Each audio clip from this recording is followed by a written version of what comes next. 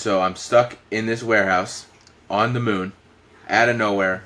A giant blue Jeep comes crashing through the doors and saves the day. This Jeep saved my life, bro. It's crazy. It's crazy. A blue Jeep? Yeah.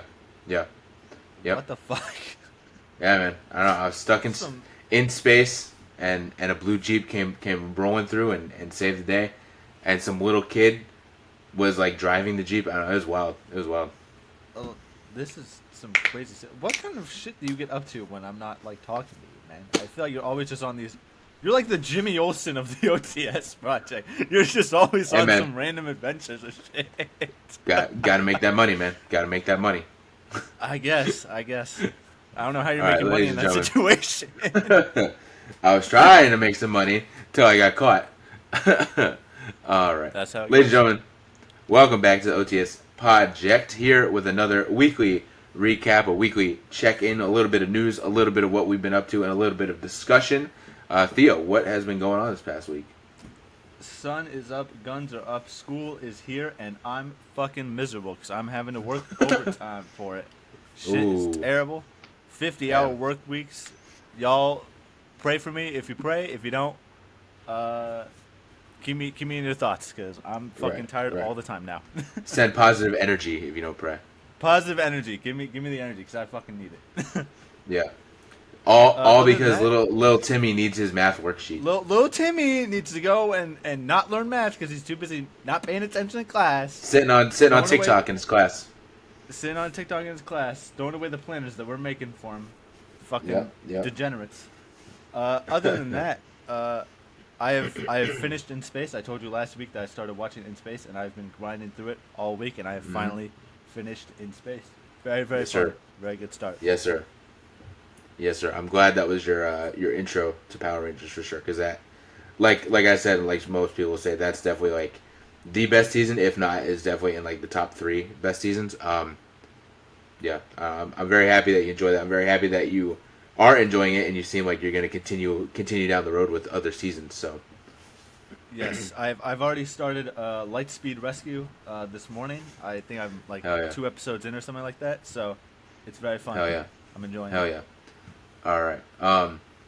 Yeah, bro. We're gonna for those that are listening, we are gonna do like a whole, probably per season, as Theo and I kind of, because I kind of watch along with you once I know that you've started. We're gonna do a back to the 2000s podcast each time Theo finishes it. It kind of just fits more under that umbrella because it is kind of even though technically In Space is like 98, it's still kind of the same stuff. So it's gonna be in the back to the 2000s stuff. So if you're interested in that, definitely check that out because it should be coming soon. Anything else going on this week, though? Nothing much. Just been working out, setting new records for myself. That's always pretty good. Other than that, just been busy. Busy. Yeah. I feel you. On my end, I also finished In Space. I finished it before you, I think. So I've been silently watching along, but just it's so good, so I didn't mind watching along because it's one of my favorites. Outside of that, nothing too much. I have, however, been. My mother has dubbed me the family historian because I think I may have said last week that I've been scanning photos and things like that. I've taken it to a new level. Within one of our cabinets where we keep our photos, we have a bunch of like DVDs and camcorder DVDs and VHS tapes and VHS-C tapes. So now I'm just like king of tech now because I have been. The CDs aren't hard because I have a CD drive on this computer, so I just pop the CD in and just like extract the file. The VHS tapes, that was the journey, and I'm actually really proud of myself and really enjoyed it because you have to like. Sorry for the long-winded answer here, people, but you have to like for a VHS to get it to like digital, you have to have a VCR, but you also have to have a cord that's like a converter for the RCA cables into a USB. Yeah. And then I open OBS, and basically, so it turns it into like your screen turns into like a TV, basically for the VCR.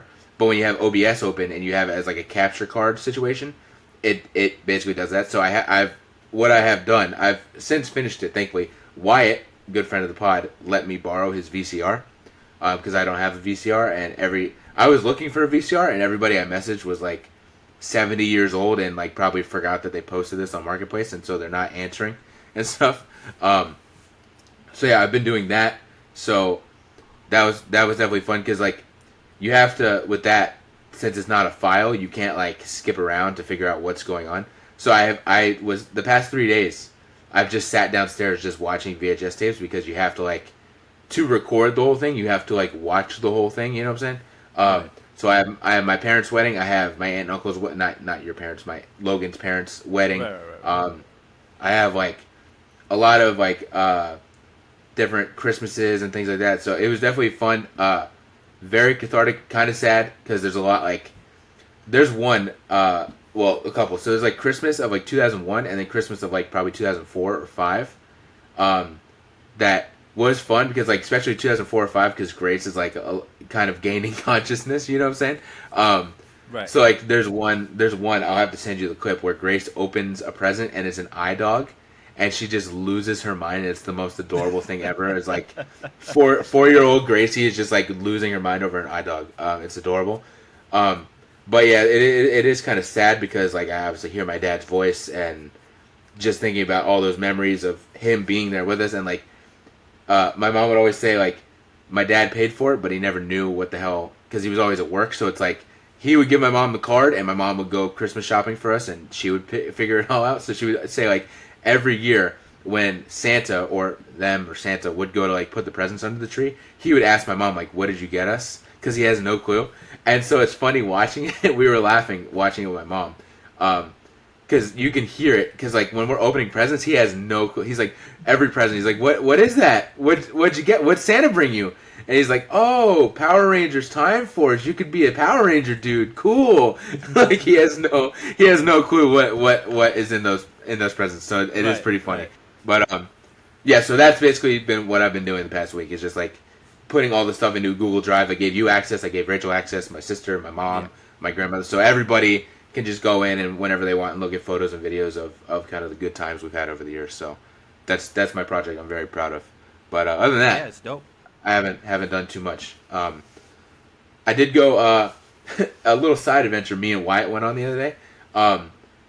He came over to drop the VCR off like 2 or 3 days ago, and he was just kind of hanging out. He had to get a haircut, so my grandmother gave him a haircut, and then he was just kind of hanging out. And we were gonna go get food, and Wyatt found I think you sent it to you. He found like a Ray's Raymond hat or whatever on Marketplace for like $10. So I had a gift card to this place, Dang Good Sushi. Let me say it is dang good sushi. I had a gift card to this place. So we went there and we went and picked up his Raymond hat and stuff. And then we stopped at Publix, got some cake. So that, just quickly covering it, that was a fun night. We went and kind of did like a little, he said when we were there, he was like, "Thanks for going with me. I needed like a mini adventure today." So that's why I was like, yeah, this is like a little mini adventure. So that's right. the highlight of the week is using a VCR and getting some cake. I found a Dubai chocolate that really did not hit like I was hoping it was going to hit. So, damn. Yeah. Also, shout out, happy birthday, Wyatt. Yeah. Of course. Happy birthday, Wyatt. It's his birthday. Friend of the pod. Pelt. I sent him a little message nice. when it was his birthday. So that's pretty cool. Hell yeah. Nice. Yeah, I made a little post about him because he's definitely, I've been friends with him for about a year. And pretty much you two, because like a little less than a year, but pretty much you two. So we've been friends with him for about a year. But he's definitely been like, just one of my closest friends over the past year. He's always down to do whatever, whether it's just to come over and hang out with you and me and watch a PLE or go grab a Raymond hat and sushi, whatever it is. So I'm definitely really appreciative of his friendship for sure. So big happy birthday to the Pelt for sure. But yeah. Anything else we want to add before we move into song of the week? No, I think we covered pretty much all that. Hell yeah. All right. So my song of the week, I'm going to start.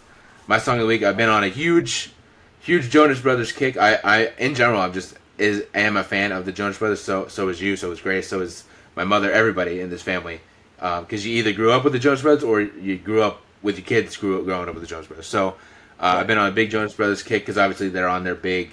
They just kicked off their big like 20-year tour, and they did a live stream for their MetLife show. So I was watching that. They had Demi Lovato come out, which broke the internet and kind of fueled the Camp Rock 3 rumors and all that stuff. So been on a big Jonas Brothers kick. So I'm gonna go with "Fly With Me" from the Jonas Brothers. That's a banger. That's a good one. Pretty sure that's like your favorite Jonas Brothers song. I'm unless it's changed. It's definitely top 5. I'd have to really look at my Jonas Brothers playlist again to see if there's a new number 1. But as far as I know, that's probably number 1. It's such a good song, beautiful song. Yeah. In a similar well, not really similar, but I've been on a very musical kick this week. Probably just out of looniness from having to work 10-hour days, but my song of the week isn't exactly a song of the week. It's more of an album of the week, I'd say, and that is just going to be the whole Sweeney Todd 2023 Broadway album.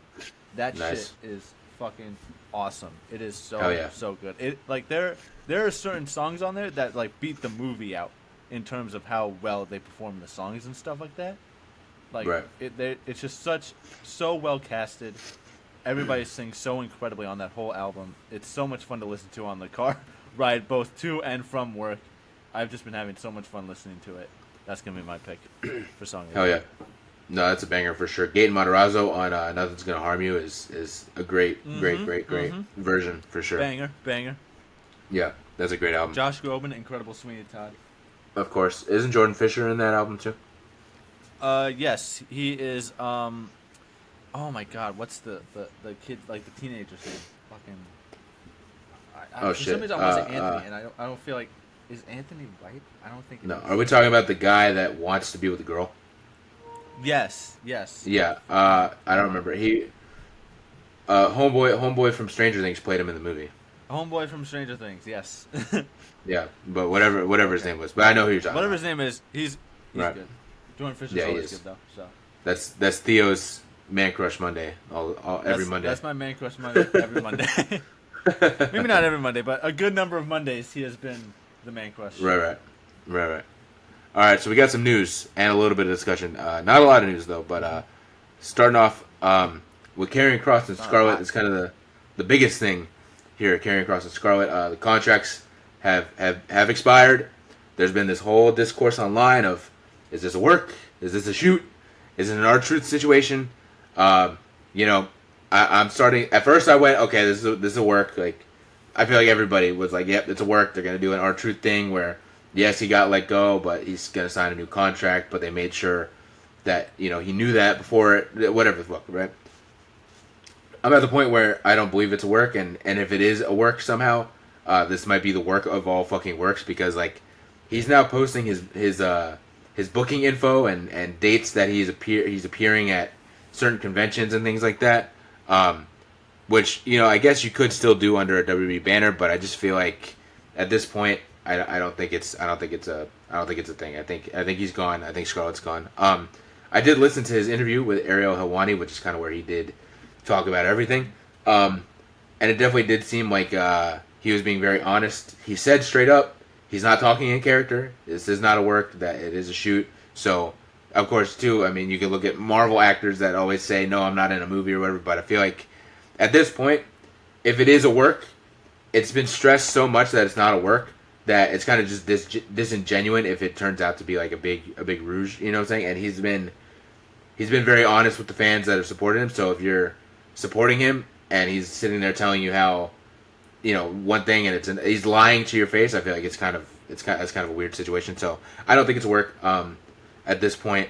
The way he was explaining things, it seemed like they don't want him there. Honestly, he said he didn't get a contract offer until like last week, like Tuesday of last week, and he said that they literally gave him no explanation to the contract, and when he asked for explanation, they just responded with like, you just have 24 hours to sign this or not and stuff. So like, does not seem like they want him there.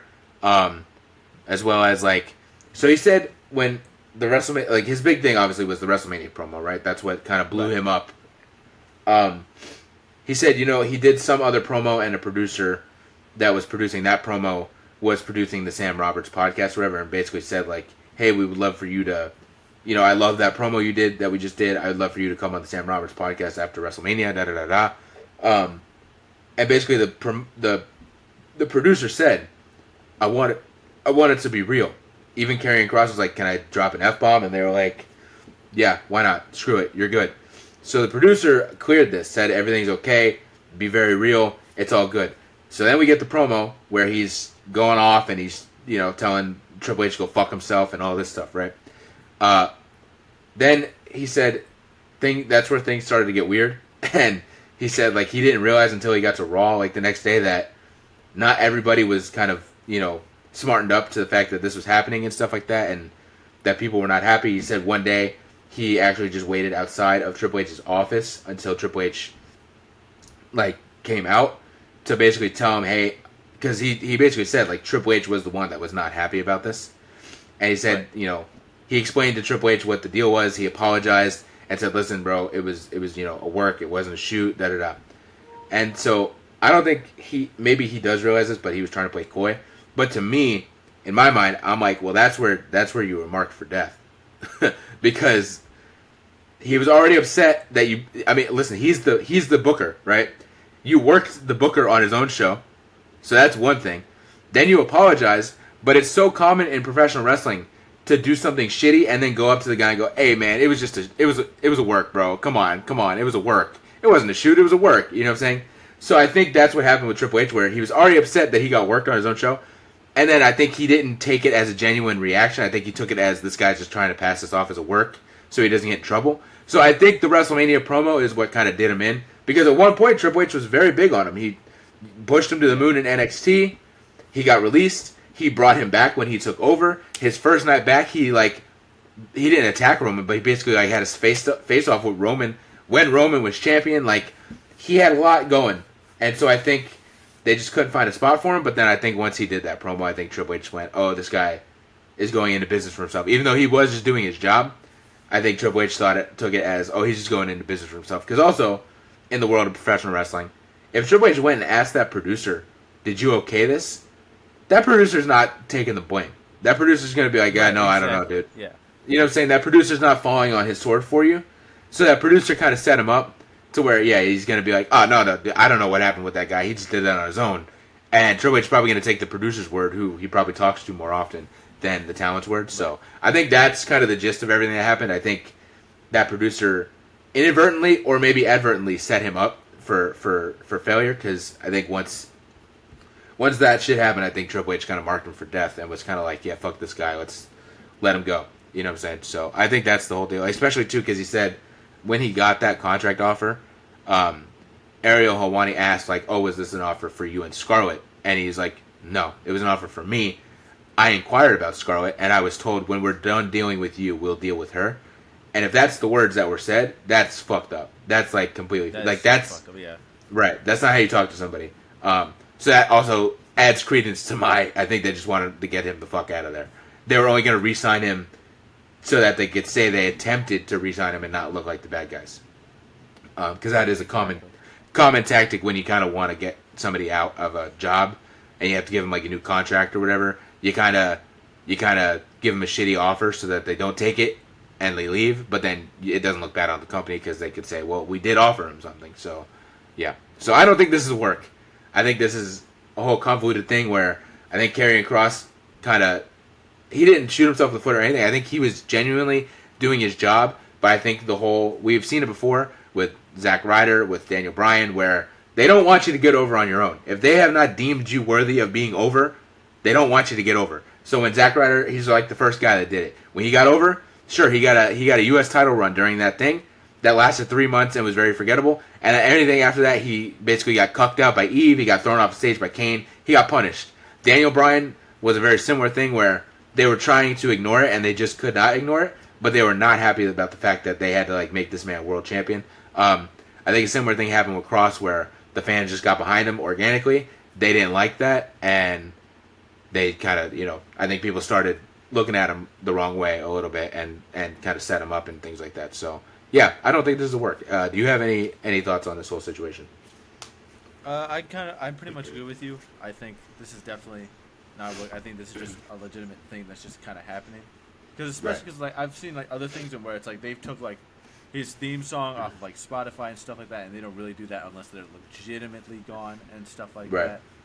So I'm pretty sure he's definitely like out of that whole WWE picture. It's gonna be very exciting to see where he goes because he is obviously like a very popular superstar, and I think he is getting a lot more traction from like all of this situation just because of just like how popular he's become since WrestleMania and since that whole promo and everything. So, right. I think a lot of people are going to just follow him to wherever he does go. Where he does go, I'm not too entirely certain myself, but it's gonna be very interesting to see what he does. Because he's certainly caught my attention, so I'd like to see what he does next. That's gonna be very interesting because how I've looked at it, well, chances are he's not going to TNA because TNA is basically NXT 2.0, right? It's a WWE affiliate, so he's not going to TNA. He's not an in-ring guy. He's a character, right? So he's not going to go to New Japan because I love you, Kross, but like he would probably get destroyed in New Japan because he's not like an in-ring guy like that. For sure. So like his best hope is to go to AEW. My only thing is AEW is so full of talent that I don't know if they have room for him. So it may just be another situation of he shows up, has a big moment, and then just gets lost in the shuffle. You know. That's exactly what would happen. Yeah. I think his biggest bet is to just go on the indies and do like a Matt Cardona run because Matt Cardona isn't. I mean, there's times where he showed up in AEW and he's shown up in TNA, but he's not like locked down to one company. So Matt Cardona just does whatever the fuck he wants, and it seems like he's making a shit ton of money.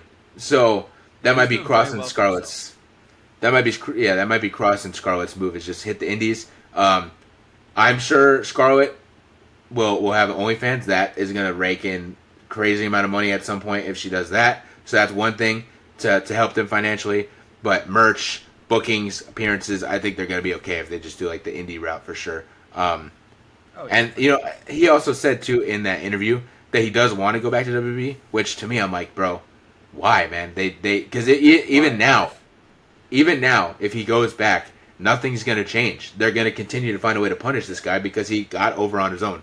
So I'm not sure why he wants to like go back to WWE, but you know what? Maybe at some point, if he does make enough waves and enough movement and does enough shit on the indies, maybe they'll come back at him with a okay, yeah, we fucked up, and maybe things will change, but I don't see it happening. So I think best bet, yeah, is just like kind of hit the indies and just you already have an upside compared to like a normal indie wrestler because he has a name, he has a following.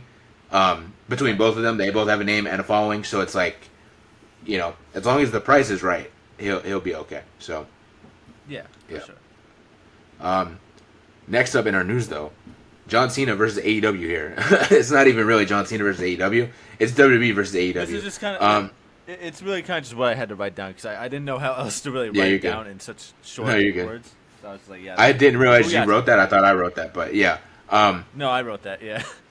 Yeah, something... I know exactly what it is, but it definitely slipped my mind. So yeah, it seems like John Cena's last match is supposed to be, what was it, like the 15th of December or the 13th of December or something like that? Yes, 15th of December in Boston, Saturday night's main event. I'm pretty sure that was the... Yeah, but it does go head-to-head with, I believe, AEW World's End on the same day. Yes. Yeah. So, yeah. Not great. This is clearly just a...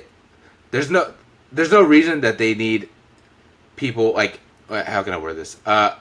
They're just trying to siphon the AEW fans. That's all it is. Like this is a direct shot at AEW from my point of view because it's like everybody is going to watch John Cena's last match. Even if you're not a fan of John Cena, you're probably still going to watch John Cena's last match because of the fact that he's just so big that you want to watch his last. Like you and I are not Goldberg fans at all, but we watched Goldberg's last match. Yeah. Just to watch it, you know what I'm saying? So everybody's gonna watch John Cena's last match. So to me, this is a direct shot at AEW because they know if we put our show the same night as AEW, ain't nobody watching AEW. Which I think is fucked up because there's no reason to do that. There's no reason to do that.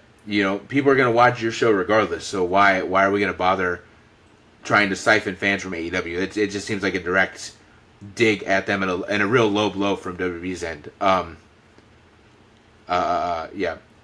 Also, the whole what I really don't understand about this is kind of just like because obviously they're just trying to take viewers from AEW, but I feel like not only are you the bigger company in this scenario, but you are also having like the bigger event. If it was the other way around, I'd be like, yeah, okay, that kind of makes sense because they're like the competitor and stuff like that. But it's like you're not really like. If anything, I feel like you're almost like losing viewers in a sense because it's like. Obviously, a lot of people are going to want to see John Cena's last match, and obviously AEW fans are going to go watch that instead. But there's still going to be a number of AEW fans that still just watch the pay-per-view over John Cena's last match, and they could just watch that later. If anything, if you were to keep it on the same date that you had it originally, you probably would have just ended up with more viewers in general, because then at least the AEW guys would be like, well, I don't have a show to watch today, I might as well watch that instead. That's something. Right. Like, you could have actually had... You're really, if anything, I feel like the potential of losing more viewers is much higher through this decision than before. Yeah, I agree with you. But I don't think they look at it that way. I think they just look at it as it's just going to be a dig, however, because they know there are going to be people that skip the AEW pay-per-view over watching Cena's thing. So it's just a low blow. It's just a dirty tactic. I don't fuck with it. As well as it's really disrespectful to Cena, because now we're taking Cena's last match and we're using it as like a bragging rights chip. And you're putting it on a fucking show that nobody wants to watch. Nobody wants to watch Saturday Night's Main Event. It's like, this is such a disrespectful move to Cena, because he deserves a lot more than a fucking Saturday Night's Main Event to be his last fucking match. You know? Bill Goldberg, I was fine with, because I don't fuck with Bill Goldberg. Right? And I was laughing when they cut Bill Goldberg's speech off. If they cut fucking John Cena's speech off, bro, I'm literally raging. I'm literally fucking raging. Yeah. I'm literally raging if they cut John Cena's little speech off, bro, because that's fucking bullshit. I wanna also talk about something, because I think we may have our dates mixed up, because Saturday Night's Main Event is still gonna be December 13th in Boston. Yeah. But the World's End pay-per-view is gonna be like a week or two later. So I'm pretty sure either they're gonna have to make a whole other like show for this, because like obviously those two dates don't like align. But if they are planning on doing like a John Cena show over this AEW pay-per-view, they're gonna have to make a whole show for it on its own. Right. Maybe some sort of other like random PLE or something like that. I'm not entirely certain. Well, there was a rumor that he was gonna get like his own themed PLE. If that is the case, that's still like kind of cool. But also like it does still just kind of suck that it's like, I feel like it's symbolic to have his last match ever be in Boston, in his hometown. That makes sense to me. Right. And it's like, where for sure. Are you going to go back to Boston again like 2 weeks later, or are you going to have it somewhere else? Like, what's... Right. There's so much random shit with this. But I do know if it's the same night as the AEW pay-per-view, that pisses me off, because that's fucked up, and we don't need to be doing that. If it's on a Saturday Night's Main Event, that also pisses me the fuck off, because it's not the proper way to send literally like the greatest of all time off. So that's where I'll leave my piece before I punch my camera. It's a double-edged sword. It's fucked up regardless. Yes. So, all right, we got some Spider-Man news here. Spider-Man is filming. I believe they just finished filming or wrapped filming the past few days in Scotland or something like that. Yep. But I did notice that filming yesterday or something like that, that there was a poster. It was a black poster too, spot on set that does say something about symbiosis. So this could be nothing, or this could be something big. I feel like if anything, it might just be a little Easter egg that when he's running through the street, you might just catch it and be like, okay. But it could be teasing, something bigger to come. We do know that they have already been teasing the whole symbiote suit kind of deal with him since even before No Way Home and stuff like that. So it'll be interesting to see what's going on with that. I feel like his black suit will fuck. I feel like that shit will look awesome. I don't think it's gonna be like Tobey Maguire black suit level of swag, but it will be swag. Yeah, no, for sure. I did see some conflicting reports about what's his name, Joe Keery or whatever, Steve Harrington from Stranger Things, that he might be playing Harry Osborn. Not a fan of that. Not gonna lie, I don't know something about it. I just don't. I feel like Harry, maybe it's the James Franco effect, but I feel like Harry has to have like this. He has to have a little bit of darkness to him, but he has to have a little bit of like aura to him. And as much as I love Steve the Hair Harrington, Joe Keery doesn't really resonate with like aura to me. So I don't know. I don't really want to see him be Harry Osborn. I would like to see him in the movie, but play a different character to me. I don't know how I feel about it either. Just because it's like, I don't understand why. I mean, I get it because it just is super popular, but it's like, how many Stranger Things actors is Marvel just gonna keep fucking hiring? Right. Before they've had enough. He's like gonna be like the 5th person I think at this point. That's a Stranger Things actor that's gonna have a Marvel role. And it's funny too if they don't cast Caleb McLaughlin as Miles Morales. That would also be funny because it's like everybody gets the job except the one guy that people have fan casted to get the job. Right. Yeah, I just don't know how I feel about it. I mean, like, to be fair, it's like, from what we've seen from other Stranger Things actors like David Arbor or I forget his name, the guy who plays Eddie Munson and fucking Human Torch. Yeah. His name's Joseph Quinn. Joseph Quinn, yes, thank you. I completely forgot his name. They've done good so far, so obviously I can't be like too harsh on it because it's like obviously they have done a good job already. It's just like it's just too much of a theme at this point for me. Yeah. Sticking with the Stranger Things actors though, Sadie Sink is also in this movie. Yeah, that's what I'm saying. She's also like you got 2 fucking Stranger Things actors in this movie. Just get the whole cast at this point. Just make Elle one of the villains or something. I don't fucking know. Right. There is a rumor that there's been a big rumor of who, not rumor, but a big talking point of who Sadie Sink will be playing. There's been rumors about Black Cat maybe or something like that. But the rumor I've been seeing is that she's weird. This is very weird. I don't know how this is going to go. The rumor is that she's playing Mayday Parker. And that's been a rumor. But it was rumored that she would be Toby's daughter. But this is not a multiversal movie. So the rumor I've been seeing is that she plays Mayday Parker. But she's Tom's daughter from the future. And I'm like, I don't know what the fuck is going on here. I don't know what the hell is happening here. This is so bad. That's so bad. I hate horrible. That so much. Yeah. No.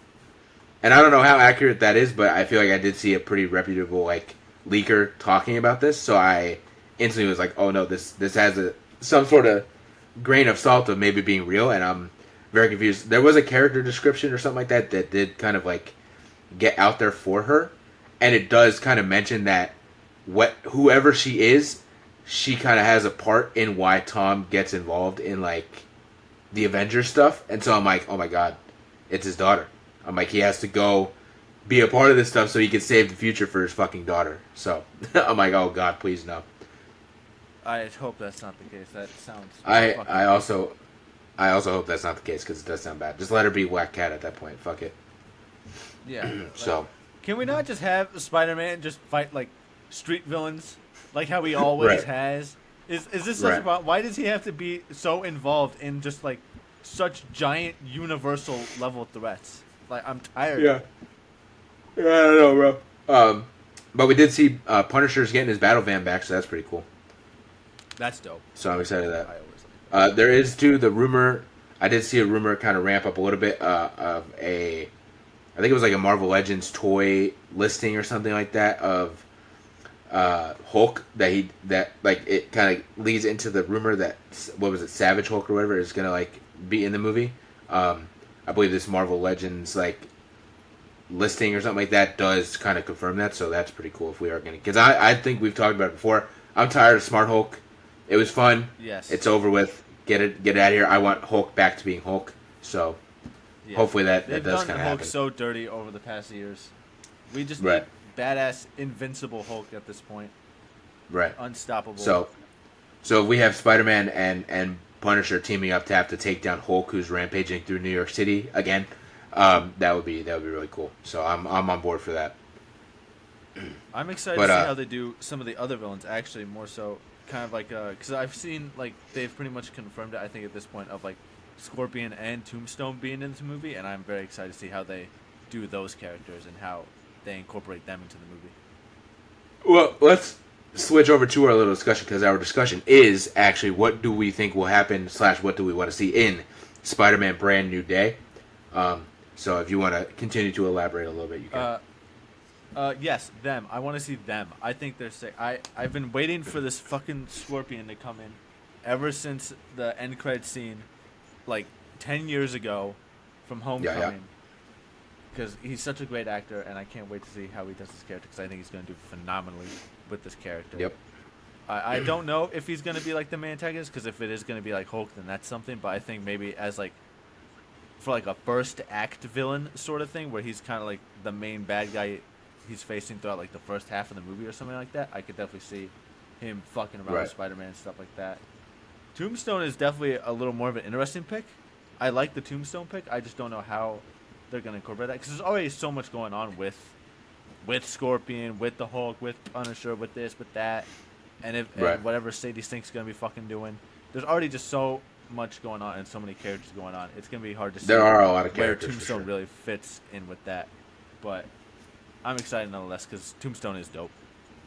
Yeah, I did see that it does also kind of confirm that Mr. Negative is supposed to be in the movie, which, you know, my first real interaction with him was in the Spider-Man game, but he was a great villain, so I'm very excited to see him come in here. But you also do got to think too, like, some of these people may be in the movie, but they're not going to be the main villain or even really a villain. They may be, like, for Mr. Negative, he's such a big villain that he may just be introduced in this movie as Martin Lee.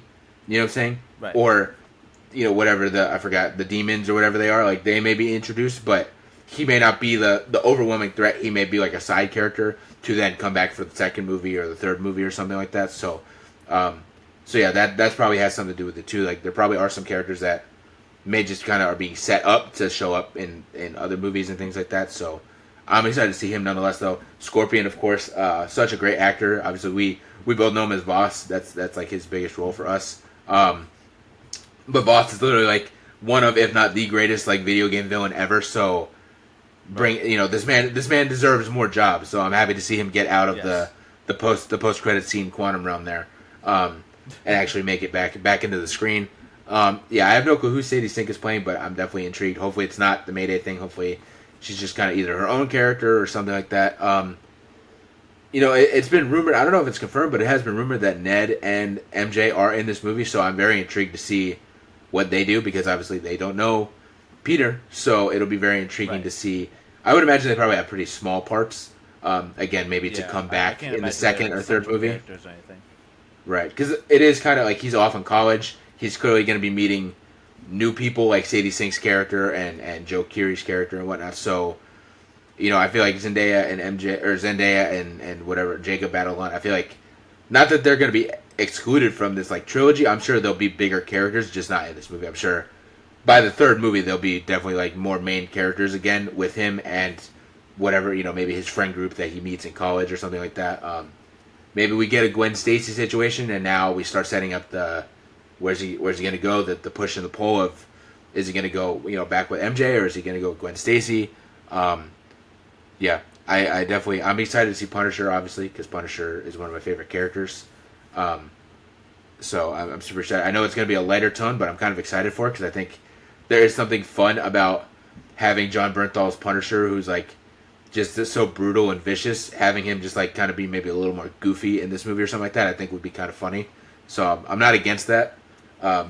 We definitely need Savage Hulk. I feel like the Hulk situation, I feel like that's not going to... I don't think Hulk's going to be, like, the main villain. I feel like it's going to be one of those things. We've seen it in multiple Marvel movies where it's, like, at some point, like, Hulk shows up and he's going to be Smart Hulk. At some point, maybe it has something to do with the Demon Mist or something like that, turns him into Savage Hulk. That's going to be an action sequence where him and Punisher have to stop him. But I feel like then, hopefully not to Smart Hulk, hopefully Hulk is back to normal. But I feel like then it'll turn into, like, Punisher, Spider-Man, and normal Hulk kind of teaming up to take down whoever the main villain is. Like, I feel like Hulk will probably be on their side a little bit more towards the end. Just hopefully he's not back to being like Smart Hulk. Yeah, I don't know. Since there is like so many villains in this, it could possibly be saying like a Sinister Six situation. That is also true. True. Possible. That would be fire. Yeah. If Harry Osborn, there was a theory that I did see, or like a way to do this. So, if Harry Osborn is in the movie, I did see somebody on X be like, why would Peter befriend Harry Osborn knowing what happens in another universe? Like, if you roll up to college and some kid's like, hey man, I'm Harry Osborn, I feel like your best bet would be like, I'm going to stay the fuck away from you because I know what happens, in another universe. So somebody's Does he know? Like, because technically, I don't even know if they really even say Harry's name in No Way Home. That's the thing, though. Well, they say something about, like, his son was gone over, but I just feel like, too, in general, you know how unhinged Norman was. I feel like your best bet would just be staying away from anybody named Osborn. You know what I'm saying?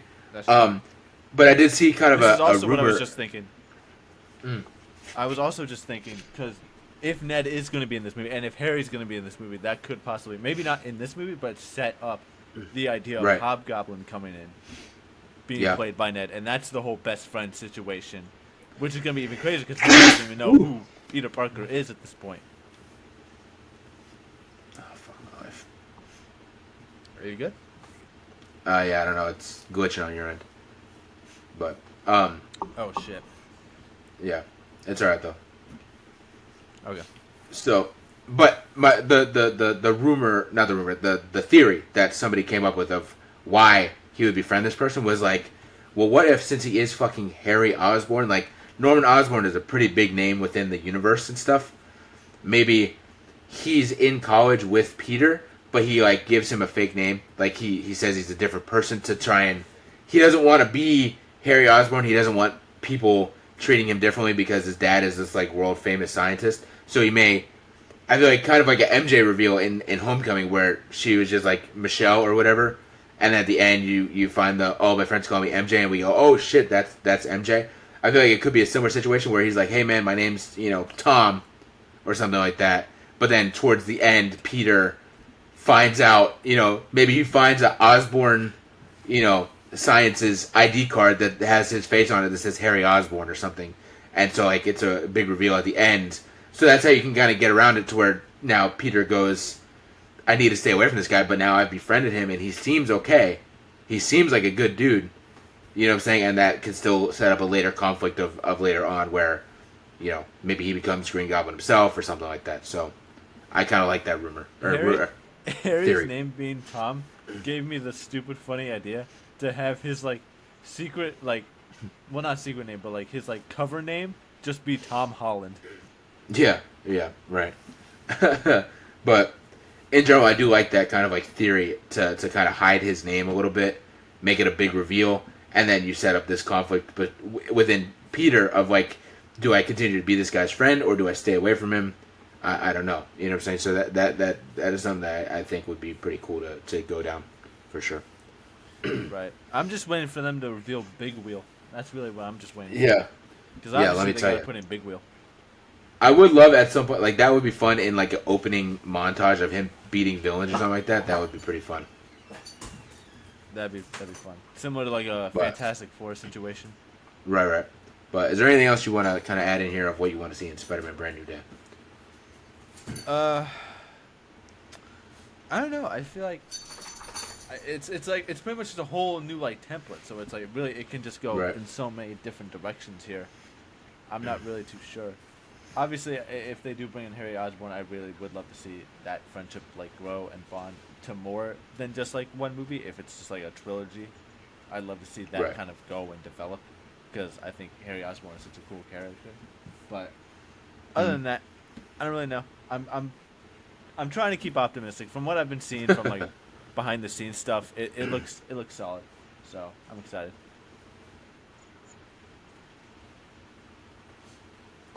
Yeah, same. I'm excited to see what they do. Excited to see the characters that they bring in and kind of play with in this kind of new pamphlet here. So, yeah. But that's kind of end of our weekly check-in episode. Shout out to WNRN, of course, as always, for being our gracious podcast hosts. We are going to record a little Power Rangers in Space review for Back to the 2000s. And this should be up later today, so tomorrow should be our official podcast with our top 5 women's wrestlers. So make sure to check that out. There's a lot of content coming for sure. So, yeah, stick with us. We appreciate y'all, and we will see y'all next week.